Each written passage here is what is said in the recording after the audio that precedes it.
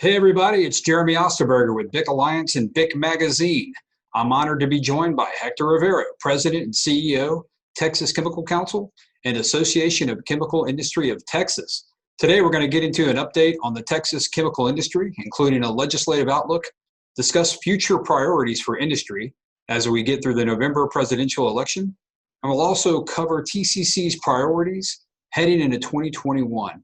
Hector is also going to be participating as a panelist during the upcoming Economic Alliance Houston Port Region Gulf Industry Forum, which is going to be virtual Thursday, September 17th. Hector, we're very fortunate to be with you. How's everything in Austin? Well, we're hunkering down just like everyone else around the world, trying to do our part to stave off the pandemic. I hear you, man. It's hopefully some normalcy coming here, and as kids go back to school and everybody gets settled into their typical fall routines. But man, if college football doesn't happen, Hector, I don't know what I'm going to do with myself. Cricket just doesn't do it for me. That will definitely take the wind out of a lot of people's sails. Yeah, man, I don't want to think about it. Hey, let's dive right into our topic here. So here we go, Hector, with the announcement of Kamala Harris, selected as Joe Biden's vice president and running mate. How would a Biden presidency impact the chemical industry here in the state of Texas? Yeah, well, obviously we were very interesting to see that news yesterday.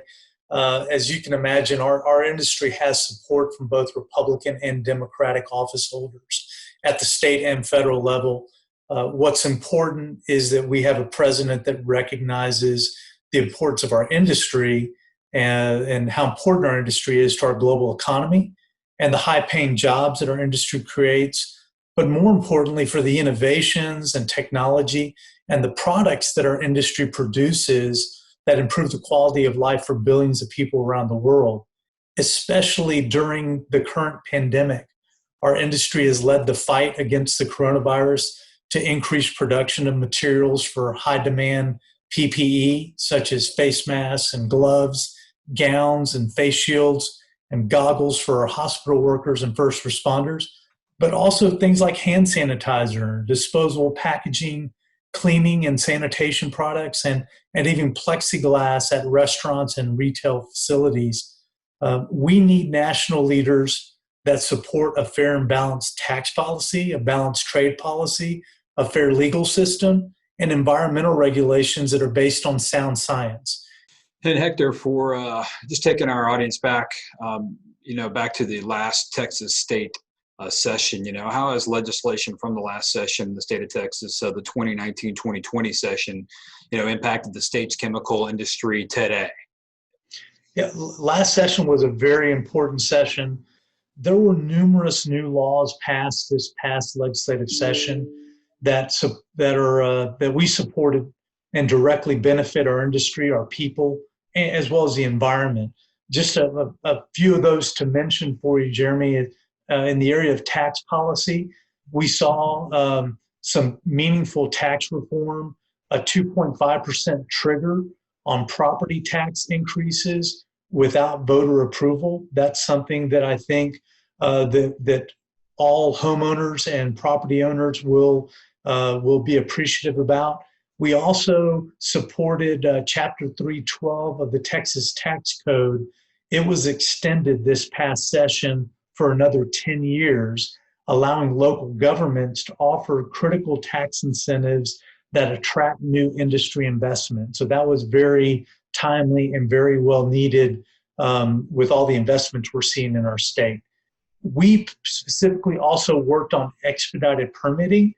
We supported legislation that would provide adequate resources for the Texas Commission on Environmental Quality, who issues permits, so that they would could efficiently manage the backlog of permits for all the new investment that we've seen over the last decade. This allowed for more projects to get off the ground faster, and so that they could hire workers and start manufacturing products sooner. So we're very proud that we were able to get that legislation passed. Another key bill that we helped pass last session is in the area of sustainability. Our industry is committed to sustainability and has a goal of eliminating plastic waste by the year 2040. We passed a bill, it's a plastics to fuel bill, that designates single-use plastics that would otherwise be destined for landfill and treats them as a feedstock for new recycling technology called pyrolysis. And pyrolysis melts down these plastics and turns them into fuels and other raw materials that can be sold back to manufacturers and creates a circular economy for plastic, which is obviously an incredible opportunity that we have. So those are just some of the things that we were able to work on last session that are already yielding significant value for our industry and for our state. Hector, that was comprehensive, man. Thank you for that update. I don't know if a lot of folks understood where we were and what came out of the last session. So then I go right into the future. So keeping legislation and policy at the top of this discussion, what's already on the horizon for 2021 when Texas legislators will get back together? One thing that is of timely importance for our industry is Chapter 313 of the tax code. It will expire in 2022. So if the legislature doesn't pass an extension of that policy, then that will have dire consequences for attracting future investment. Chapter 313 of the tax code is an incentive that is allowed to public school districts in the state of Texas. In school districts, which obviously are a very significant property tax entity, they are enabled to offer incentives of a tax limitation for new investment for up to 10 years. And this can be really critical in attracting investment to Texas compared to other states or other places around the world. So it's a really important incentive that we will be working to get extended in 2021 so that we can continue to attract new industry investment to our state. Yeah, Hector, that's a good update on Chapter 313. Interested to see where that falls, and incredible that that's just on the horizon here. I can't believe we're already talking about January of 2021. So, Hector, I know your time is limited. I definitely want to get you back, on with us. When we talk about the Gulf, and I definitely want to get you back on maybe sometime in the fall. We can revisit some things we hit on. Before we go, tell everybody about your role in the upcoming Gulf Coast Industry Forum. So there's going to be an industry regulatory panel. As of right now, Todd Staples, president of Texas Oil and Gas Association, and Toby Baker, the executive director of Texas Commission on Environmental Quality, TCQ, is going to be on that panel, with you. What can panelists expect if they attend that event on September 17th?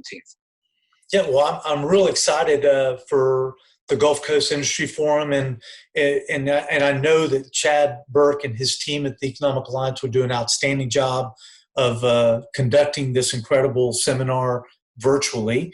It'll be a great opportunity for the audience to be able to get the latest update on what's going on with the oil and gas industry.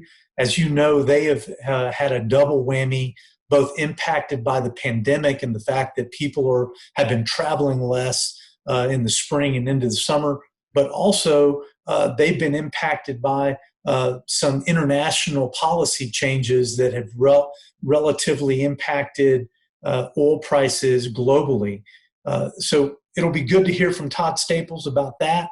We'll be talking about what's going on in our industry, the incredible strides we've made to support hospital providers and first responders throughout this pandemic, the efforts that our industry has made to make sure that we have the supplies of products to keep people safe in their homes and in their workplace, but also hear from Toby Baker at TCEQ to tell us about some of the challenges that their agency is facing in managing the pandemic, preparing for natural disasters, and obviously what they anticipate from the legislature in the 2021 legislative session. So real excited to hear from both of those guys and to be able to participate in that panel discussion.